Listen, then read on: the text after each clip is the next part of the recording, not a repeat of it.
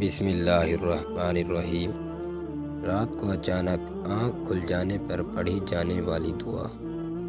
عبادہ بن صامت نے بیان کیا کہ رسول اللہ صلی اللہ علیہ وآلہ وسلم نے فرمایا کہ جو شخص رات کو اچانک بیدار ہو جائے تو یہ دعا پڑھے: لا الہ الا اللہ وحدہ لا شریک لہ لہ الملک ولہ الحمد وہو علی کل شیء قدیر، الحمد للہ وسبحان اللہ ولا الہ الا اللہ واللہ اکبر ولا حول ولا قوة الا باللہ اللہم اغفر لی۔